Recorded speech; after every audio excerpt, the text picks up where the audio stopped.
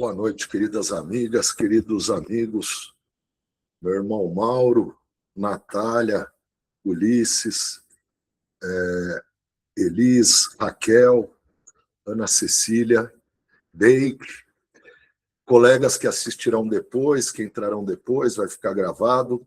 E logo mais eu também vou disponibilizar no nosso grupo, no WhatsApp, né, os slides dessa aula. Sintam-se muito bem-vindos e bem-quistos à nossa primeira aula de Direitos Humanos. A abordagem vai ser a seguinte. Oi, Bruna. A gente vai conduzir de uma forma muito prática. Estudaremos à luz de questões discursivas e de questões objetivas.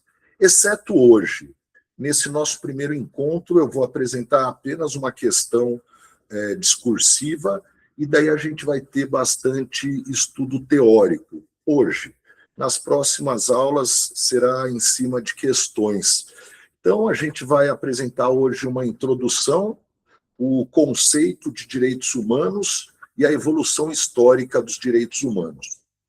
Nas próximas duas aulas, trataremos de dimensões de direitos humanos e característica dos direitos humanos e dos direitos fundamentais.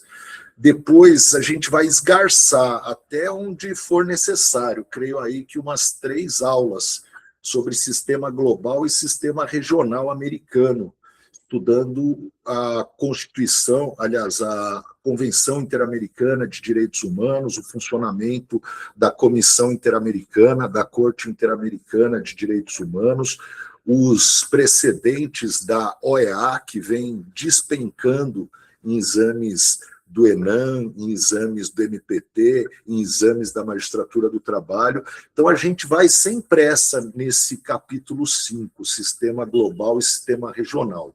Depois estudaremos os principais tratados de direitos humanos, também um pouco sobre direito dos tratados, incorporação de tratados, status hierárquico de tratados, e, finalmente, estudaremos controle de convencionalidade. Então, vai aqui, talvez, uns 10 encontros, mas vai ser muito bacana, porque a gente vai fazer um gancho com todas as matérias que a gente já estudou, meio ambiente do trabalho, fraudes às relações de trabalho, trabalho escravo, trabalho infantil, discriminação. Então, vamos lá, pessoal. Introdução. Eu vou começar aqui com uma questão discursiva. Cada um dos senhores, das senhoras, se tiver interesse, pode resolver esse problema e me encaminhar de forma manuscrita ou de forma digitada para ter aqui uma noção do estágio em que nos encontramos em termos de redarguição, a técnica da redação, a capacidade de seduzir o examinador para que prossiga uma leitura atenta da sua resposta em meio a dezenas, centenas de outras provas.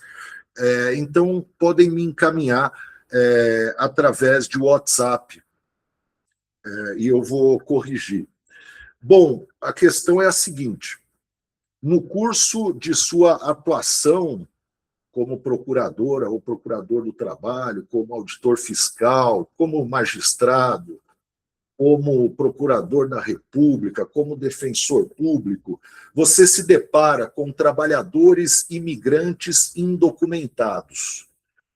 São aqueles em situação documental irregular, em situação migratória irregular.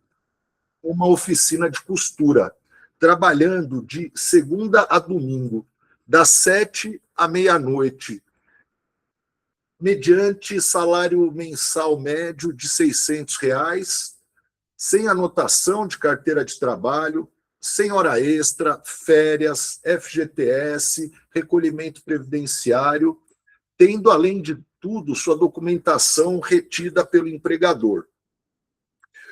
Os trabalhadores argumentam: não nos sentimos lesados, está tudo dentro do combinado. Eu vim para cá, já sabia das condições de trabalho. Não nos sentimos escravizados.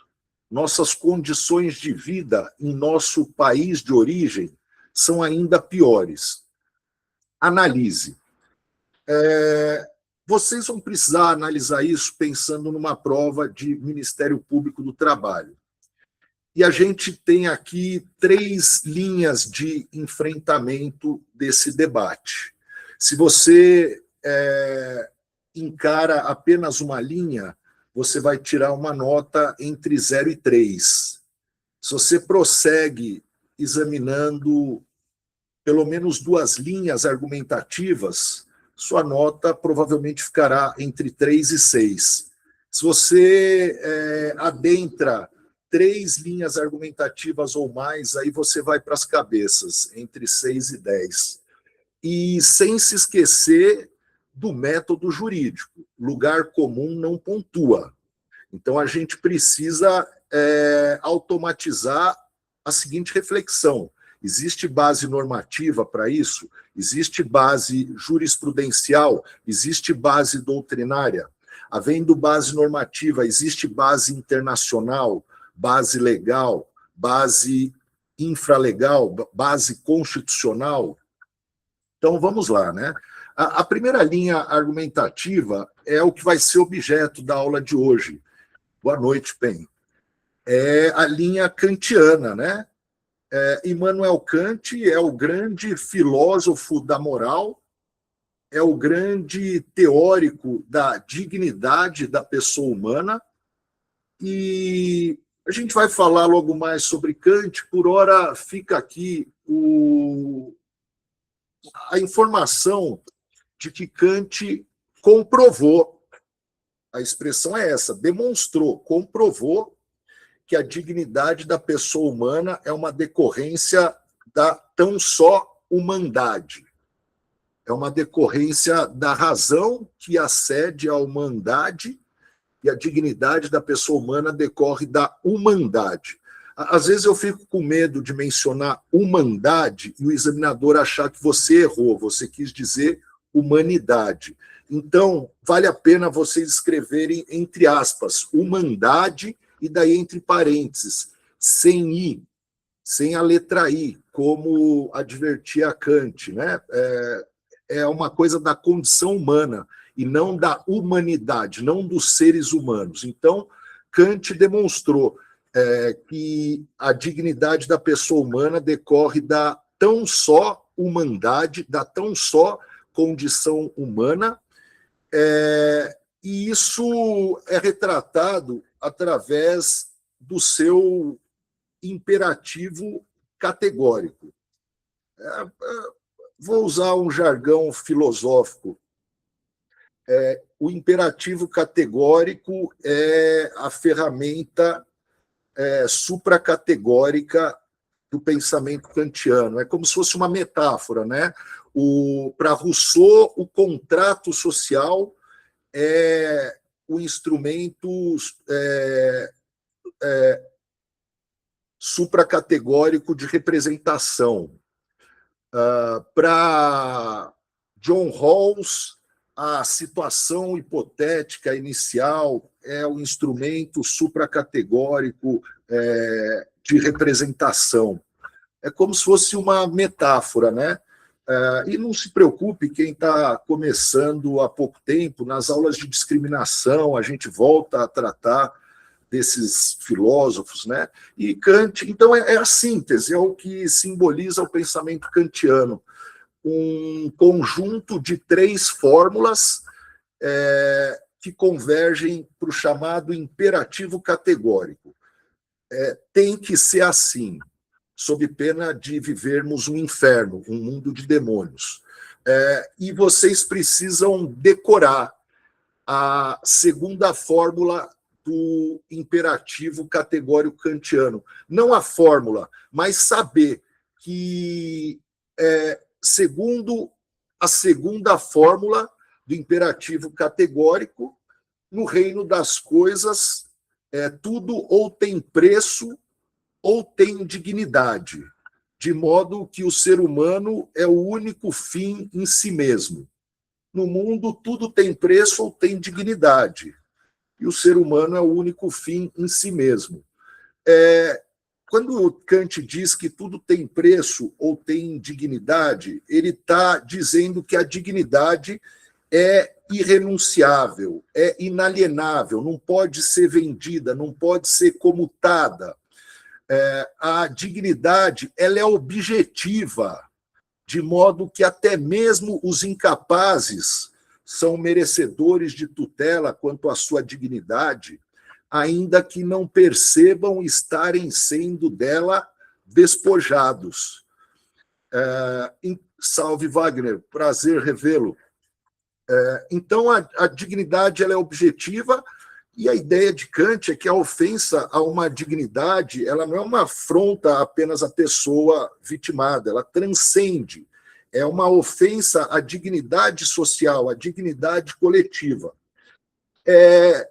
Prova, demonstração jurídica inconteste da aceitação desse pensamento kantiano sobre indisponibilidade, irrenunciabilidade, são as normas e precedentes que aplicam a imprescritibilidade de situações, de pretensões relacionadas à escravidão. Por exemplo, no caso Fazenda Brasil Verde contra Brasil, e vocês sabem, quem acompanha espelho de correção do MPT sabe que tem que tentar esgarçar jurisprudência da OEA, buscar precedentes, né? Nesse caso, Fazenda Brasil Verde, foi determinado que o Brasil adote medidas que afastem a aplicação da prescrição quanto a pretensões relacionadas a trabalho escravo, à escravidão. E quando a gente tem, portanto, essa ideia, ora, que é a prescrição? É a fulminação de uma pretensão pelo decurso do prazo aliado à inércia do titular. Se é imprescritível, portanto, é porque é inalienável, é porque essa pretensão ela não pertence especificamente a um titular, mas a toda a sociedade. O Estatuto de Roma ele prevê a imprescritibilidade dos crimes de competência do Tribunal Penal Internacional. Entre os crimes de competência do Tribunal Penal Internacional estão os crimes contra a humanidade, no artigo 5º. E entre os crimes contra a humanidade estão a escravidão, mais adiante vai mencionar, inclusive, escravidão sexual. Então, a gente tem também aqui, em reforço a essa ideia kantiana, esses entendimentos e normas sobre imprescritibilidade de pretensões relacionadas a trabalho escravo. No Supremo Tribunal Federal, pende de julgamento a arguição de descumprimento de preceito federal número 1053, distribuída ao ministro, agora não me lembro com quem está, desculpem, e é tratada dessa questão sobre imprescritibilidade de pretensões relacionadas a trabalho escravo, mais especificamente aqui pretensões punitivas, né, do direito penal. E não apenas nesse precedente que eu trago, mas em diversos outros, o Tribunal Superior do Trabalho vem declarando a imprescritibilidade de pretensões reparatórias relacionadas à submissão de trabalhadores a condições análogas à de escravo. Então, indo por essa linha, a gente tem a conclusão de que é indiferente aquele trabalhador se sentir ou não escravizado. Ainda assim, a sua dignidade deve ser tutelada pelo fundamento kantiano que vocês vão desenvolver. E daí, na sua resposta, para quem chegou agora, quem tiver interesse que eu avalie a resposta, pode me encaminhar, tá? E mais tarde eu mando os slides para os grupos de WhatsApp. Então, você vai zelar pela beleza gráfica da sua resposta quando o examinador se depara com uma resposta dedicada, com denodo, sem garrancho, pode rasurar, mas rasura da forma correta. Coloca o trecho entre parênteses e passa uma linha simples. Não sai bababá. Quando ele vê parágrafos bem espaçados, ele é praticamente um oásis em meio à canseira que é o trabalho de correção de peças. E ele percebe o zelo do candidato, e isso infunde no examinador, no seu inconsciente, o desejo de atribuir a melhor nota que for possível ao candidato. Então, deixem organizado, né? Pode começar com uma introdução, né? Essa questão desafia exame à luz de 3 perspectivas, de 3 linhas argumentativas. Daí vocês colocam, pula a linha, né? Coloca letra A ou a perspectiva kantiana, o fundamento, e daí desenvolve ali a resposta e já vai mencionando essa base normativa internacional, esses precedentes, precedentes da OEA, a jurisprudência do TST, pode ter certeza que vai estar no espelho de correção. Daí tem uma segunda perspectiva, sob a perspectiva do caráter universal dos direitos humanos. Durante muito tempo, bom, primeira coisa, a gente vai estudar conceito de direitos humanos, né? Direitos humanos são direitos naturais positivados, né? Previstos, positivados no ordenamento jurídico internacional, positivados, reconhecidos pelo direito internacional. Então, aqui eu já tenho o pretexto para lançar aquelas bases normativas que acabam aparecendo no espelho de correção. É bem rápido. Não há dúvidas de que a proteção de pessoas em face da escravidão ou de práticas similares à escravatura possui status formal de direitos humanos, vírgula, conforme se depreende da Convenção sobre a Abolição da Escravatura de 26, Convenção Suplementar sobre a Abolição da Escravatura de 56, Declaração Universal dos Direitos Humanos, artigo 4º, Convenção Americana de Direitos Humanos, artigo 6º, Convenções 29 e 102 e Protocolo 29 da OIT. Então, com isso, você o examinador ele tem um espelho de correção, ele só vai fazendo aquela gaivota verde, o acerto. E vocês já soltam. Então, não temos dúvidas de que estamos falando de direitos humanos. Por muito tempo, havia, né, um embate entre o universalismo dos direitos humanos, ou seja, eles são universais, eles devem prevalecer sobre as culturas, e, em contrapartida, as correntes que defendiam a prevalência das culturas, do culturalismo, do relativismo cultural. Por exemplo, argumenta-se países do Oriente Médio, quando criticam os direitos humanos, argumentam que são direitos humanos à luz de valores ocidentais, né? E existe, portanto, essa corrente que defende o relativismo cultural. É engraçado que essas correntes relativistas, elas quase nunca perguntam a opinião da vítima, né? A mulher que é apedrejada, a mulher que é linchada. De todo modo, para fins de prova, a gente tem aqui uma poderosa base normativa, vocês vão andar com ela debaixo do braço, é o item 5, vai ser sempre uma carta na manga, o item 5 da Declaração e Programa de Ação de Viena de Direitos Humanos, de 1993, que consagrou a prevalência do caráter universal dos direitos humanos, a prevalência do universalismo dos direitos humanos, em detrimento dos relativismos culturais.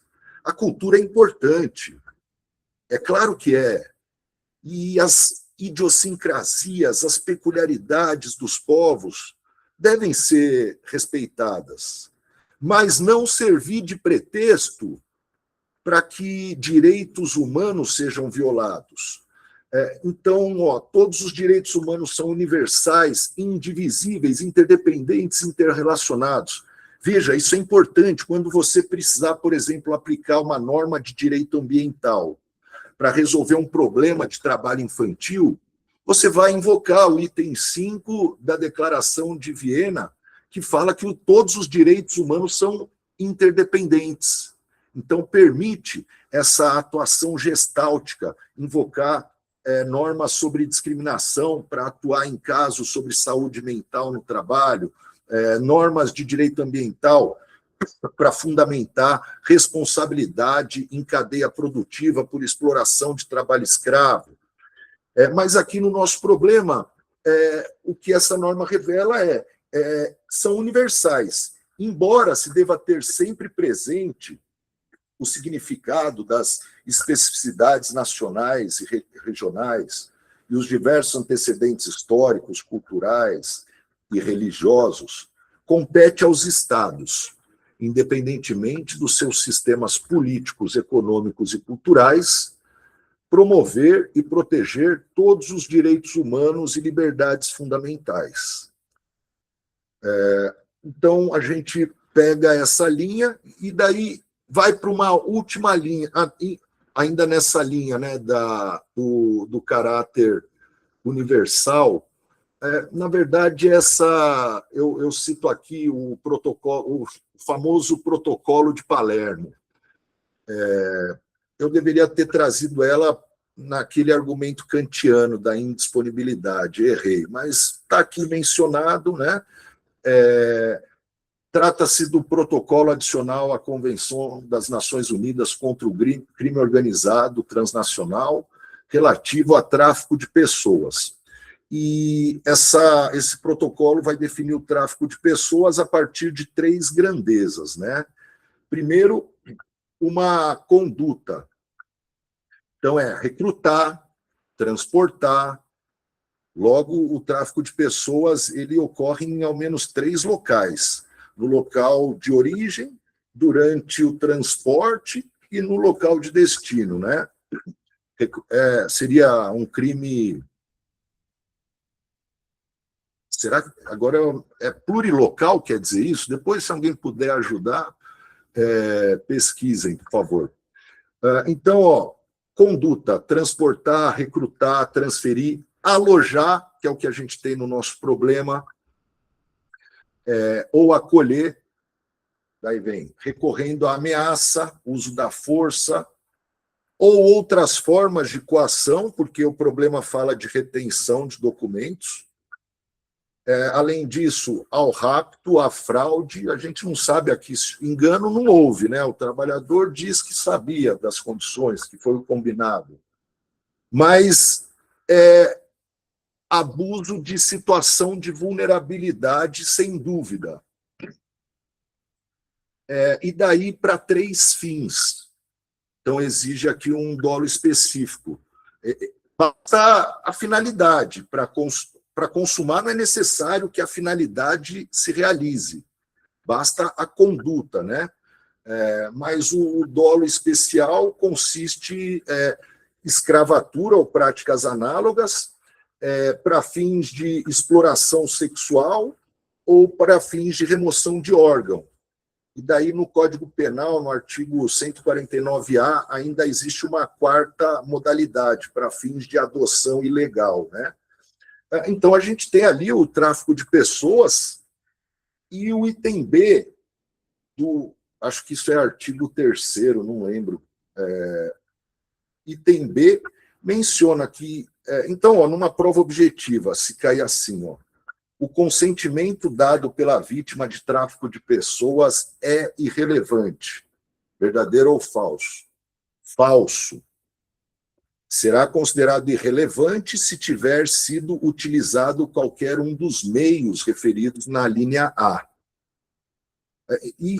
Então, aqui o consentimento no problema é irrelevante porque houve um desses meios, situação de vulnerabilidade e outras formas de coação, retenção de documento. Então, o consentimento da vítima é irrelevante. Não confundir com a letra C, que fala assim que para quando se tratar de crianças, e criança para o direito internacional é toda pessoa menor de 18 anos, o tráfico ele se caracterizará independentemente desses meios aqui utilizados. Daí para a criança tem esse outro estatuto jurídico, né? Mas então aqui, para o nosso problema, a gente também tem aqui outra norma falando da indiferença do consentimento. E por último, que o povo geralmente esquece, queridas irmãs, queridos irmãos, a gente está falando de direito do trabalho, não é direito do trabalhador. Procurador do trabalho, não é procurador do trabalhador. É claro que dentro da missão de sobrepujar o arrogante e proteger o humilde, quase sempre a gente atua muito ligado ao trabalhador, mas a gente também defende o empregador cumpridor da lei, aquilo que aquela jurista portuguesa, ela dá um nome esquisito para esse princípio, o princípio da posição debitória complexa das partes, Palma Ramalho. Esqueçam, mas quero dizer assim, existe um princípio protetivo do empregador que cumpre a lei. Quando eu era professor na faculdade de contabilidade, na FEA, eu apliquei uma prova, eu pedi para os alunos calcularem qual que era a vantagem concorrencial desse empregador em relação a alguém que cumpre a lei. Eles chegaram, na época, a um valor de R$ 1.500, mas hoje eu estimo em torno de R$ 3.000 a vantagem competitiva mensal decorrente de cada empregado em virtude do não pagamento de salário mínimo, não pagamento de hora extra, não recolhimento de FGTS, não recolhimento de INSS, não pagamento de férias, 13º, então vai 3.000 fácil. Se esse oficineiro tiver 10 trabalhadores, a cada mês ele tem 30.000 de vantagem competitiva. Se ele explora 20, é 60.000.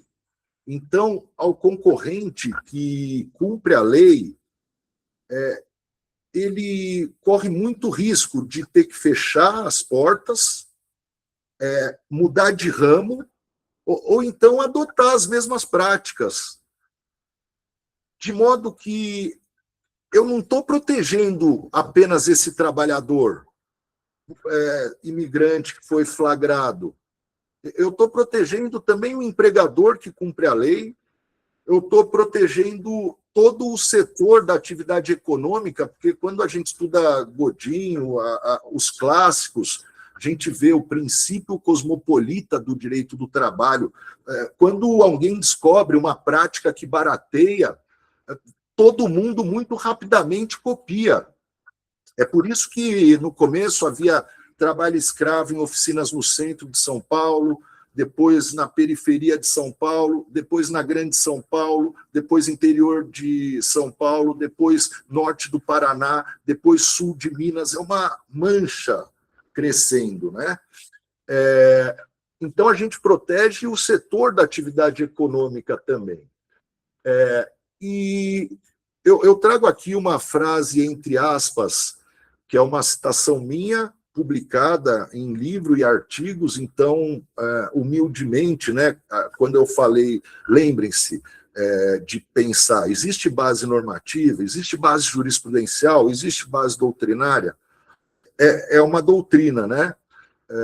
Conforme Luiz, não são apenas razões de ordem humanitária que empolgam o combate ao trabalho escravo, são também razões de ordem econômica. Trata-se de proteger o empregador cumpridor da lei e, consequentemente, o emprego formal, da concorrência desleal de quem adrede a inobserva. Eu queria dar uma de bacana e eu escrevia adredemente. Adrede quer dizer intencionalmente. Então, eu escrevi errado, porque adrede já é intencionalmente. Se fosse adredemente, seria intencionalmente mente, né? Então é adrede, mas você pode colocar quem deliberadamente, quem intencionalmente aí não observa. E chama atenção os alunos das antigas, alguns hoje colega, né? Quando veio o novo CPC, eles até fizeram um meme assim, né? Porque no antigo CPC existia a palavra adrede. Era um artigo que falava assim, a testemunha ou a parte, né, vai depor perante o juiz sem poder consultar, ressalvadas breves anotações adrede escritas, né? E o novo CPC não trouxe mais a palavra adrede. E daí o meme era assim, não, tiraram o adrede, não é possível. Bom, então são essas três linhas. E agora, queridas irmãs e queridos irmãos, fica mais prático a gente ver o que a gente vai estudar daqui para frente. É a base teórica não só para essa questão, como para dezenas de questões discursivas e objetivas que examinaremos nesse ciclo de aulas sobre direitos humanos. Comecemos pelo conceito de direitos humanos. Em sentido material, direitos humanos são direitos umbilicalmente relacionados à consecução da dignidade da pessoa humana. Em sentido material, é isso. Em sentido formal, direitos humanos são direitos naturais positivados internacionalmente através de tratados, no que difere de direitos fundamentais, que são direitos naturais positivados internamente através da Constituição Federal, ou, como a moderna doutrina, né, através também das normas supralegais, das normas que não são formalmente constitucionais, mas que dizem respeito a direitos humanos, né? Mas, então, a gente vai ficar nessa, né? Segundo o Ingo Wolfgang, direitos humanos são... Então, o que é direitos humanos? O examinador vai te perguntar. Lembrem disso que eu venho sempre mencionando, de problematizar. Qual é a natureza jurídica do TAC? Em sentido material, possui natureza de meio alternativo de solução de controvérsias. Em sentido formal, natureza de negócio administrativo com eficácia de título executivo extrajudicial. Com a natureza jurídica do inquérito civil. Em sentido material, natureza de meio alternativo de solução de controvérsias. Em sentido formal, natureza de procedimento unilateral, exclusivo do Ministério Público, facultativo, etc. Então, não vai direto, né? Então, direitos humanos, em sentido material, são direitos umbilicalmente relacionados à consecução da dignidade da pessoa humana. E você pode até, segundo os clássicos, envolvia vida, liberdade, propriedade, e em sentido formal, segundo a doutrina de Ingo Wolfgang, direitos humanos são direitos naturais positivados internacionalmente, no que difere dos direitos fundamentais, que são direitos naturais positivados internamente. Paulo Bonavides não faz essa distinção, ele se refere indistintamente a direitos naturais e direitos fundamentais. A base do conceito dele é o sentido material, né, de consecução da dignidade da pessoa humana. O Canhotilho, ele tem uma coisa assim muito peculiar, né? Ele é que nem Bonavides, né? Direitos humanos, direitos fundamentais, são direitos ligados à consecução da dignidade da pessoa humana. No entanto, direitos humanos seriam esses direitos aplicáveis a pessoas naturais, ao passo que direitos fundamentais são esses direitos que são aplicáveis tanto a pessoas naturais quanto a pessoas jurídicas. Por exemplo, a proteção do nome, né? Vai para uma linha mais estranha, canhotilho aqui. Ingo Wolfgang, ele é um autor, quando eu falo assim, é um autor obrigatório no Ministério Público. Não é bem isso. Ele é obrigatório se você tiver tempo, mas se você não tiver, o livro dele mais importante é A Eficácia dos Direitos Fundamentais. Mas se você não tiver tempo, você presta atenção na aula, no que outras pessoas escrevem sobre ele, né? E vou falar aqui das duas principais coisas que Ingo Wolfgang escreveu, né, que eu acho. A primeira é essa distinção que é inspirada no direito alemão. O direito alemão também tem essa mesma distinção e se inspira na Constituição Federal. Quando a Constituição Federal enuncia princípios fundamentais no título 1, quando enuncia direitos e garantias fundamentais no título 2, veja que usa a expressão fundamentais, deixando claro que são esses direitos relacionados à dignidade da pessoa humana positivados no âmbito doméstico, internamente. Já o artigo 4º da Constituição, quando menciona os princípios regentes das relações internacionais do Brasil, menciona a prevalência dos direitos humanos, tratados internacionais, né? Então, a gente vai seguir essa linha. E por que é importante essa distinção conceitual entre direitos humanos e direitos fundamentais? Em primeiro lugar, porque o direito trabalha com linguagem unívoca. Isso é essencial, por isso que a gente se comunica tão bem, né? Geralmente melhor que até mesmo escritores, jornalistas, porque quando eu falo um habeas corpus, vocês imediatamente vão entender o que eu estou dizendo. Eu não preciso construir, né, um texto para apresentar. Então, quando eu falar direitos humanos, vocês vão saber que eu estou falando de direitos inerentes à condição humana, positivados internacionalmente.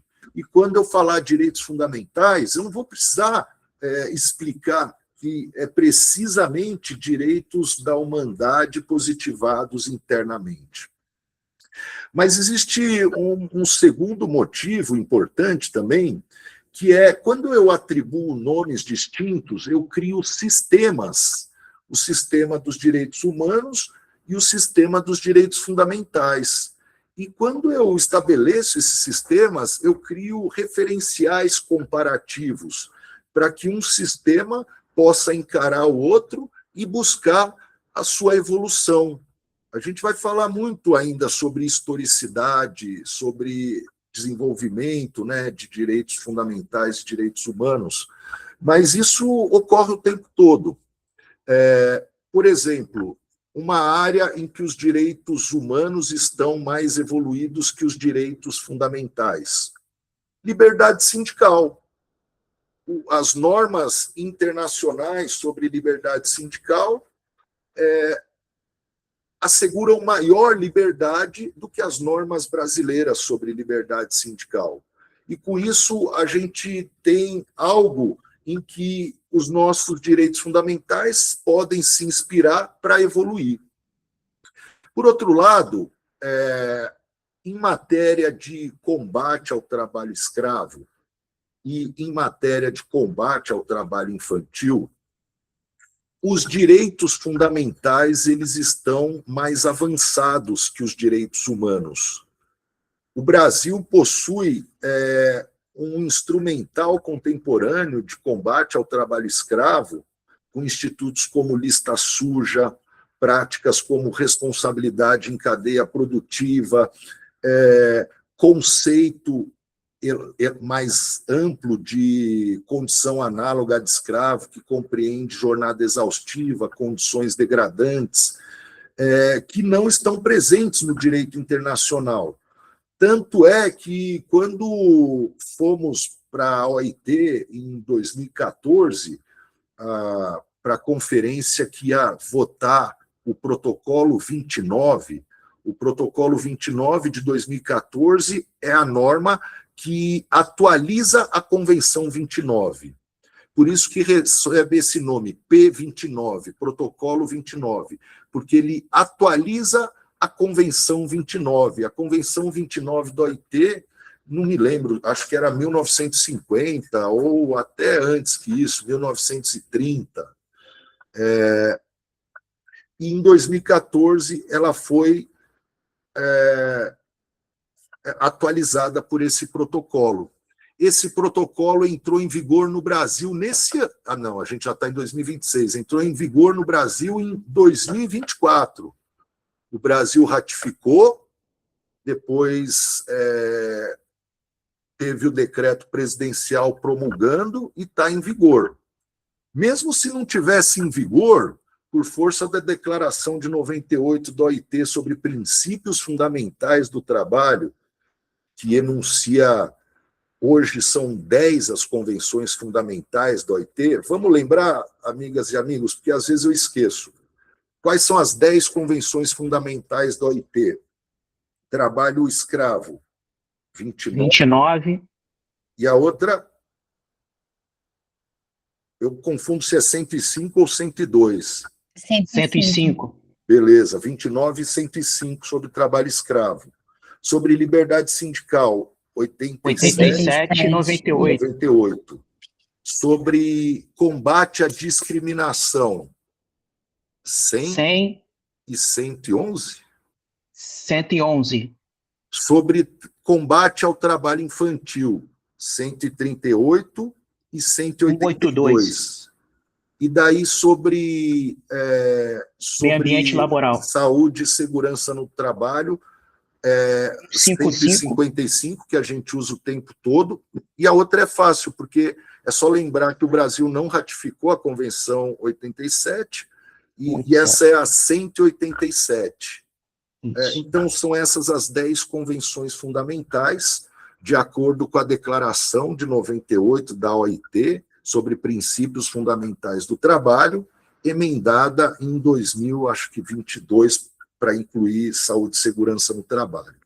E essa declaração fala que os Estados-membros, pelo simples fato de pertencerem à OIT, eles devem observar os princípios decorrentes dessas convenções fundamentais, ainda que não as tenham ratificado.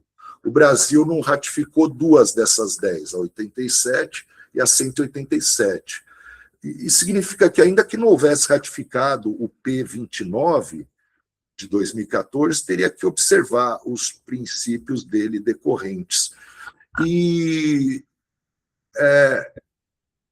de novo, essa lenga-lenga, mas é porque foi o auge da minha vida profissional, eu acho. Eu participei dessa conferência internacional, representando o MPT, e com a missão de convencer literalmente todo mundo a não retroceder no conceito de trabalho forçado. A gente tinha medo de um conceito que contrariasse o nosso conceito penal. Daí tinha um outro objetivo, que agora eu não lembro, e um outro era tentar passar alguma coisinha sobre responsabilidade em cadeia produtiva. E a gente foi bem sucedido. Eu fiz 6 meses de inglês só para fazer um discurso sobre isso. E não o discurso ali, mas para falar para todo mundo, né? E passamos aí. E daí, então é importante, porque o que o Brasil almejava? Exportar nossas práticas, porque a gente estava num momento correndo o risco do Brasil ser penalizado como um país com muito trabalho escravo, mas tinha muito trabalho escravo porque a gente tinha um conceito mais contemporâneo de trabalho escravo, né? E a gente conseguiu emplacar ali, considerando que a exploração de trabalho escravo caracteriza dumping transnacional. Então, e daí isso evidencia, né, a importância de você ter dois sistemas, para que um alimente o outro, para que um se inspire no outro. E foi mesmo assim, porque eu no MPT, eu fui um tempo vice-coordenador nacional de erradicação de trabalho escravo, da CONAET, com ênfase em trabalho escravo urbano. E o Jonas, que era o coordenador nacional, era ênfase em rural. Daí é um trabalho hercúleo, o trabalho de coordenação e vice-coordenação nacional. Você precisa ficar viajando muito, Brasília, resolvendo pepino, reunião, e ninguém aguenta muito tempo. Então, daí você passa, e principalmente os novos eles chegam, tem que chegar já, assim, nossa, eu estou aqui no gás mesmo, botar a mão na massa, quase um serviço militar, no sentido de que você abdica por 1 ano, 2 anos ali de boa parte da sua vida familiar e entrega tudo para a sociedade. Mas é inesquecível, porque você vai para a OIT, vai para fóruns internacionais, e aí é como se você estivesse usando a camiseta da seleção brasileira. Coisa mais legal. Bom, então vamos prosseguindo, né? Essa é a importância da distinção. Agora a gente vai aqui para o nosso último tema de hoje, a evolução histórica. Isso cai em primeira fase do MPT. Eu estou pensando para ver se cai em Enem, até agora não identifiquei nenhuma questão. Bom, a evolução histórica é meio que a história da dignidade da pessoa humana. Eu vou sinalizar aqui como marcos principais, né? Primeiro, os antigos filósofos gregos, desde os trácios, desde aquilo que a gente chama de pré-socráticos, quando a humanidade era bela, né? O ser humano aqui era que nem uma criança, né? Ele olhava o céu e tentava decifrar, olhava... E era tão lindo, porque nessa época tivemos os atomistas. Os atomistas, eles, sei lá, 400 antes de Cristo, eles já imaginavam uma teoria de que a matéria é feita de átomos, de coisinhas. Era maravilhoso. Pitágoras, um teorema bruto, né? Tales. E é por isso até que o Bertrand Russell, ele, que é um dos maiores gênios da humanidade, ele critica tanto Platão, porque antes ele fala que o homem era livre para pensar, o ser humano, né, depois parece que ficou só filosofia da moral, comportamento, normas, uma coisa da qual, segundo Russell, a humanidade só iria se desvencilhar muitos séculos depois, no Renascimento, sabe? Mas, e os gregos, em meio a essa filosofia natural, eles também teorizavam filosofia da conduta, da ética, né? Tanto é que com eles começa a principal questão do direito. Afinal, o que é o direito? É o physis ou é o nomos? Mais ou menos assim. É a justiça ou é a lei? O physis representa o físico, o nomo, a norma, né? O que deve preponderar? Justiça ou segurança jurídica? E essa é uma questão que começa com os gregos e até hoje ninguém tem a resposta. A gente tem diversos institutos que consagram o valor justiça em detrimento da segurança jurídica, como, por exemplo, a coisa julgada inconstitucional, né, a coisa julgada rebus sic stantibus, Por outro lado, a gente tem muitas coisas que consagram segurança jurídica em detrimento do valor justiça, como a prescrição, como a coisa julgada clássica, né? Então, nomos é a origem da palavra norma, né? E physis está aqui como físico, mas é a ideia de leis naturais. E os gregos enxergavam a dignidade, lógico que não existia a palavra dignidade, né?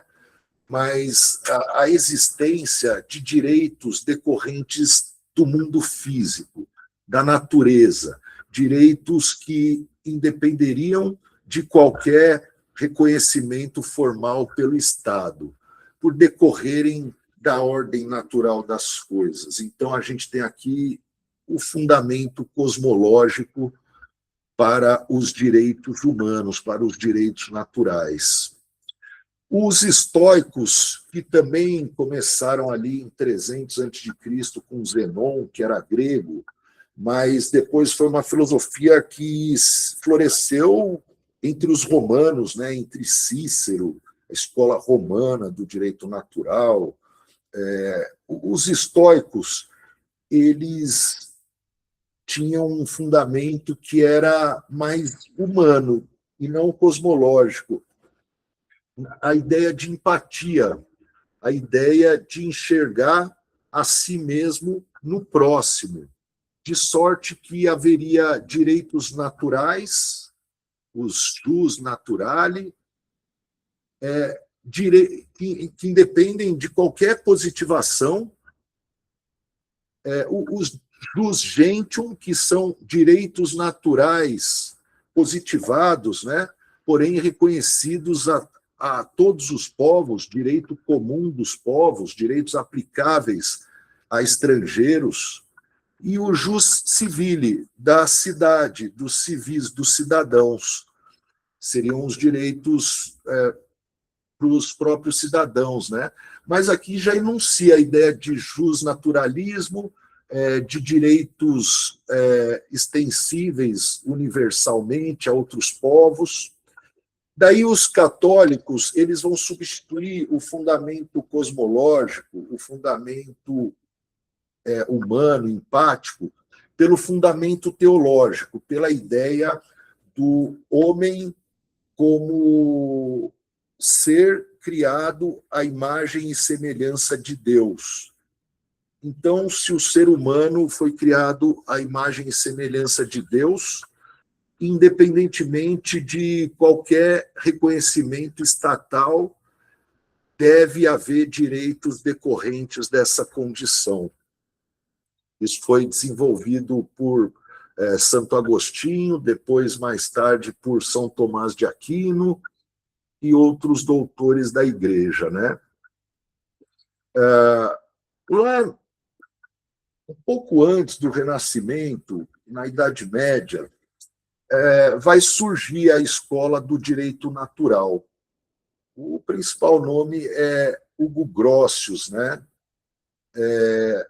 Eles também, a partir do amálgama dessas teorias predecessoras, né, vão reconhecer a existência de direitos antecedentes ao Estado. E mais para frente, depois das descobertas, né, haverá autores que vão pugnar pela aplicação desses direitos às pessoas indígenas, né?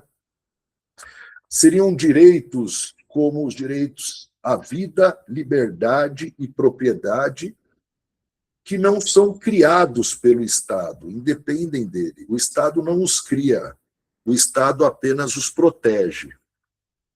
Esse nada de, não sei porque que eu coloquei aqui. E agora a gente chega em Kant, né? Kant, Immanuel Kant, ele é um filósofo do século XVIII.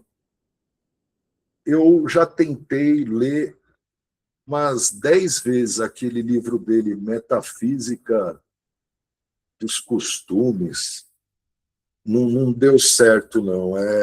Ele cria muitas palavras novas, neologismos, é difícil pra caramba. E eu concluí depois assim que, na verdade, pouca gente leu Kant. O que a maioria das pessoas leu foram autores que leram Kant e tiveram a capacidade de nos explicar. E daí vem a segunda contribuição, a meu ver, principal, de Ingo Wolfgang, esse jurista gaúcho. Abraço aí, ó, irmãs e irmãos do Rio Grande do Sul. E a grande vantagem daquele livrinho fino dele, chamado Dignidade da Pessoa Humana, é explicar Kant. E com base nele, eu fui entender o que é esse imperativo categórico, que é o seu mecanismo supracategórico, metacategórico de representação. E é bastante que vocês acreditem em mim, tá? Porque demoraria muito para explicar. Então, acredite e depois pesquisem. Kant demonstrou que a dignidade da pessoa humana decorre da razão. Então, Kant substituiu o fundamento cosmológico pelo fundamento racional da dignidade da pessoa humana. Essa frase que eu mencionei é difícil, porque quando a gente pensa comprovar é empírico, né? Como comprovou? Comprovou no plano teórico? Sim, comprovou. Através de fórmulas, através de... primeiro, a fórmula da lei universal, que é a regra da ética. O agir ético é aquele cuja máxima tem potencial de se tornar uma lei universal. Então, por exemplo, se o Mauro me procura pedindo uma informação e eu conto uma mentira, isso não tem potencial de se tornar uma lei universal, a mentira, a máxima da minha conduta, né? Mesmo que seja uma mentira para ajudá-lo. Luiz, você acha que vai ter concurso em breve? Sim, vai ter, porque eu estou querendo ajudá-lo a manter a empolgação. A máxima por trás desse meu agir foi mentira. E a mentira não pode se tornar uma lei universal, e Kant demonstra por quê. Porque viveríamos num mundo de demônios, num mundo muito difícil mesmo. E vai esgarça. A Letícia, ela precisa que eu a oculte porque alguém que quer lhe causar mal está perseguindo. Dentro desse imperativo categórico, nem essa mentira seria ética. O Stalker me pergunta: onde está a Letícia? Você a viu? E eu respondo: foi para lá, quando na verdade ela foi para cá, né? Não esqueçam, né? O Kant é um filósofo que morreu virgem, ele tinha sempre os mesmos hábitos, ele era muito rígido, era possível, Rousseau falava, acertar o relógio pelo horário que Kant passava em frente à sua casa todo dia. Então, Kant, como pessoa, é um parâmetro intangível, mas ele demonstra a validade dessa fórmula. Agora, se você ajudar o próximo, a máxima por trás é caridade. Óbvio que pode se tornar uma lei universal, deveria ser a principal lei universal, né? Falar a verdade, não prejudicar, ajudar, né? Então, essa é a primeira fórmula. Só que essa primeira fórmula a gente não vai usar muito no MPT, a menos que seja uma discussão mais abstrata sobre o que é ética, o que é moral, uma prova oral, talvez. A segunda é a que a gente mais vai usar. O homem, o ser humano, a humanidade é sempre um fim, jamais um meio. É o único fim em si mesmo. Isso vem como ponto final de de um pensamento que ele vem desenvolvendo, falando no reino das coisas, tudo tem fins, tudo tem preço ou tem dignidade, né? De modo que a dignidade é a única coisa inalienável, papapá. E daí a terceira fórmula também nunca precisei invocar. A segunda a gente invoca até em peças, né? Aquele problema inicial ele é importante porque ele revela assim que primeiro que o argumento kantiano ele funciona entre nós que acreditamos e estudamos direitos humanos, né? Mas no mundo lá fora, para fora da nossa sala, isso aí tem pouco valor. É importante vocês amarrarem sempre com um argumento de ordem econômica. Quando eu faço uma palestra falando assim, né, até para desembargadores, mas para público, advogados, falando de tráfico de pessoas, né, que é necessário assegurar alojamento do trabalhador imigrante, por uma questão de dignidade, a pessoa boceja, né? Mas quando eu explico que a origem das favelas está na migração para as grandes obras, a favela do aeroporto de Guarulhos surge com a construção do aeroporto de Guarulhos. As favelas da Baixada Santista, chamadas de cotas, surgem com a construção da rodovia Anchieta. Isso está muito ligado, né?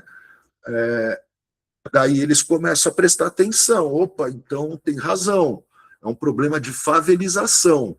Começa a ter um boom de construção civil no interior de um estado. Muita migração, sem garantia de contrato, garantia de salário, garantia de alojamento, garantia de retorno à localidade de origem ao cabo do contrato. Daí começa a criar uma moradia precária. A pessoa arruma um relacionamento, constitui uma família, tem filho, e assim começa o bolsão de miséria. E daí, opa, aí sim, aí o público dá atenção, aí a gente não perde processo, aí a gente ganha. Então, tem que lidar com essas coisas. Mas entre nós, Kant já bastaria. E isso que eu vou falar agora demonstra inequivocamente. Ok, chegamos em Kant. Kant, um gênio. É como se, depois de Kant, não houvesse mais nada a se escrever, a se estudar em matéria de filosofia da moral, filosofia da ética, filosofia do comportamento. Kant foi tão perfeito naquilo a que se dedicou que não sobrou mais nada para a gente questionar. Então, a humanidade ela vai rumar para outras áreas da filosofia, como a filosofia do conhecimento, a filosofia da técnica, a filosofia lógica, a semiótica, a filosofia da linguagem, que estavam represados enquanto se debatia tanto sobre ética, virtude, moral. Agora ninguém mais precisa, e a humanidade aqui dá um grande salto, um salto maravilhoso. Descartes é um dos principais filósofos que a gente incorpora no nosso dia a dia, né? A gente incorpora quando vai fazer problema de prova discursiva, método cartesiano. Respira. Em face de um problema complexo, primeiro, separe em tantas partes quanto for possível. Depois, começa resolvendo do mais simples para o mais difícil. Terceiro, se certifique ao final de que não incorreu em nenhuma omissão durante o processo investigativo. Então, a gente gosta, a gente ama Descartes, né? Outra coisa que eu adoro, a gente vai estudar quando falar de harmonização, né, de princípio da proporcionalidade, o livro do Descartes, que eu também tentei ler várias vezes, só li as 2 primeiras páginas, mas, felizmente, primeira página já começa assim, olha que maravilhoso. O bom senso é o bem mais bem distribuído que existe, pois todos acham que o têm. E ninguém acha que precisa de mais bom senso do que já julga ser possuidor. Essa frase é maravilhosa. Essa frase fala assim, gente, não dá para alegar princípio da razoabilidade em tudo. No mínimo, senão você vai ser um intuicionista. Você tem que ter um domínio técnico. Não dá para você chegar na prova do MPT e falar princípio protetivo, princípio mais favorável. Isso é importante, mas tem que ter também o corpo técnico, porque senão fica só na base do bom senso, da razoabilidade, e todo mundo acha que tem bom senso. Os alemães, eles ainda tentaram objetivar um pouco mais o bom senso, a razoabilidade, criando o princípio da proporcionalidade, que é mais detalhado, né? Mas a gente tem que ter o domínio da técnica. No que nos interessa aqui, a humanidade aqui deu um grande salto técnico, produtivo, filosófico, com aquilo que ficou conhecido como razão prática, pensamento prático, pensamento instrumental, pensamento iluminista, razão instrumental iluminista. Abriu, libertou a humanidade das trevas, né, como Bertrand Russell qualificava o pensamento platônico, e que durou depois pela igreja e tudo mais. Foi maravilhoso isso, né? A razão instrumental iluminista. No entanto, começou a ir para um lado meio exagerado, né? Mais para frente, haverá na Áustria um movimento filosófico conhecido como Círculo de Viena. Eram pensadores, né? Como Karnak, e entre os juristas, Hans Kelsen. E desenvolveu-se aqui a teoria do positivismo jurídico, a teoria pura do direito, que é fantástica. A gente vai estudar nas aulas sobre fontes do direito do trabalho. No entanto, jamais foi ideia de Kelsen dizer não, o direito não precisa se preocupar com o que é justo. Não, o que Kelsen quis é fazer um esquema instrumental para estudar o direito e não abolir as ideias humanistas, né?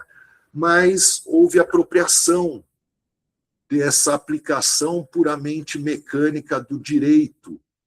Uma aplicação mecanicista do direito foi apropriada por um Estado totalitarista, pelo fascismo.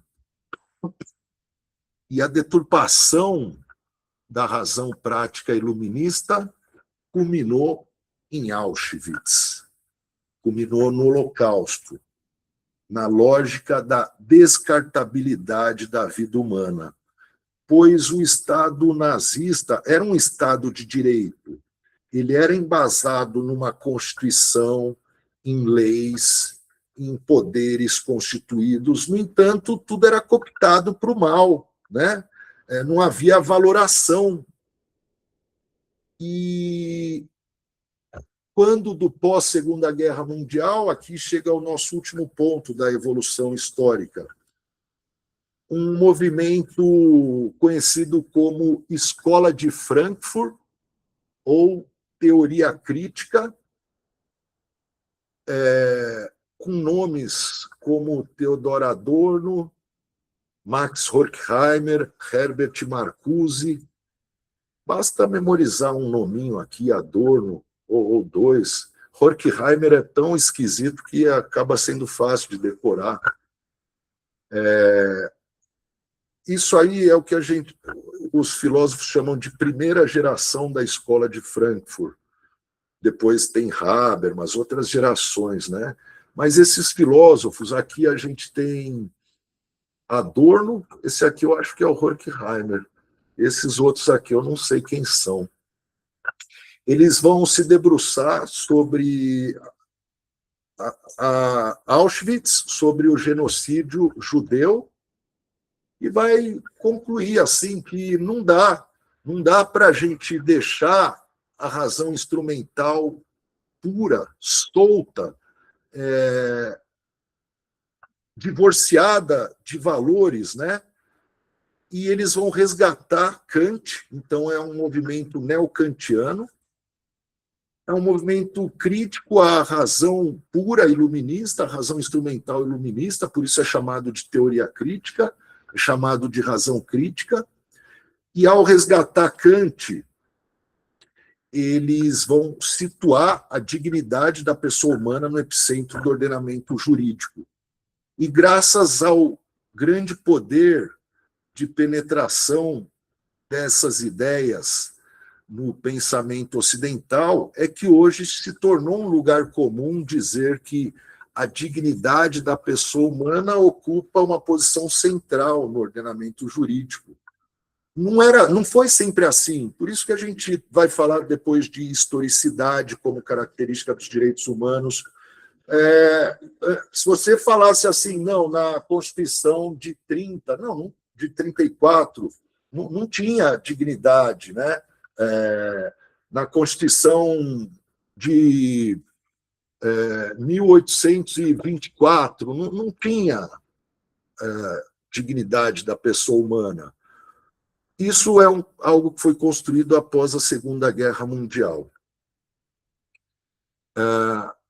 Quando, no 16º concurso do MPT, o professor Manuel Jorge, hoje subprocurador-geral do Trabalho, ele apresentou um problema assim. O professor, numa escola de ensino médio, na sala de aula, ele apresenta aos alunos uma negativa do Holocausto.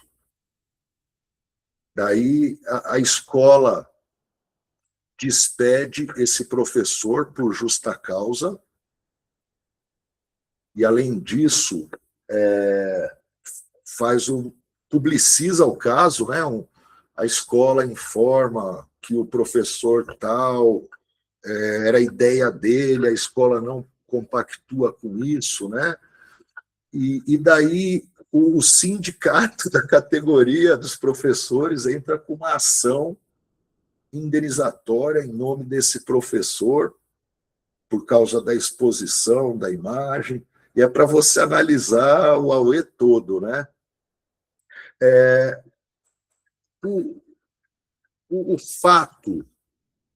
O fato Auschwitz, ele é muito difícil de ser negado, o fato Holocausto. É muito difícil, principalmente no MPT, porque o MPT, o procurador quase não abre a CLT. A gente não lida muito com CLT, a gente lida com Constituição, com direitos humanos, com tratados. E a base dos direitos humanos é a Escola de Frankfurt. Então, para você negar o fato Holocausto, você tem que comprovar que a Escola de Frankfurt errou, que toda a teoria dos direitos humanos errou, a ONU está errada, então esquece isso, né? Mas a gente vai falar depois sobre esse caso nas aulas sobre discriminação.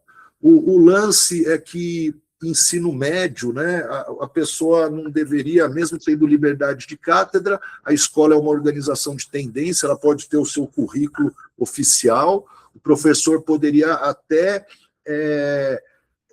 discutir sobre razões, interpretação, sobre consequências, mas não negar o fato. Por outro lado, a escola ela tem o direito de mandar embora sem que caracterize discriminação ilícita, pois é uma organização de tendência que tem o seu currículo, né? No entanto, não embora por justa causa, e menos ainda dando publicidade e tal. Era uma questão muito difícil, porque tinha muita nuance. Prometo trazer para vocês aí exatamente essa questão, ainda nas próximas aulas de direitos humanos. Para acabar, eu gosto de citar aqui, né, cultura pop. Vocês já viram aquela série Divergente, Insurgente, sei lá o quê? Era uma série que começou boa, depois ela desandou. Ou então também tem um filme do Niki Lauda, para quem gosta de automobilismo, com aquele piloto inglês rebelde, James Blunt, uma coisa assim, né? Nessa série Divergente, ao que parece, a humanidade está num futuro apocalíptico e dividiu em grupos, né? Daí havia uma classe que era a classe dos cientistas, e eles representam a razão instrumental iluminista. Eles foram essenciais, sob pena da humanidade desaparecer, então criaram técnicas, métodos. Mas eles começam a exagerar e atuar de forma despótica, arbitrária, exilando os outros, mandando prender. E daí tem a resistência. A resistência é uma outra casta, é a força, não lembro qual que era a característica deles, mas que representa a escola de Frankfurt, a razão crítica, né? Uma forma de tentar equilibrar. Da mesma forma que o James Blunt, não, a vida é diversão e tal, é um pouco de razão crítica, enquanto que Niki Lauda, não, é o tempo correto, sem perder, sem aproveitar, seria essa razão pura iluminista. Irmãs, irmãos, geralmente a nossa aula vai até um pouco mais tarde, só que eu vacilei aqui, faltou fazer mais uns 10 slides. Quando vocês forem dar aula, vocês vão ver essa métrica, ela é inequívoca, quase sempre dá certo. 10 slides dá 1 hora de aula. E como eu já tinha aqui 15, eu falei, vai dar e vai sobrar, mas não. Então, para a próxima aula, a gente vai estudar as dimensões, e daí começa a parte mais legal da matéria, a meu ver, que são as características dos direitos fundamentais, com bastante prática.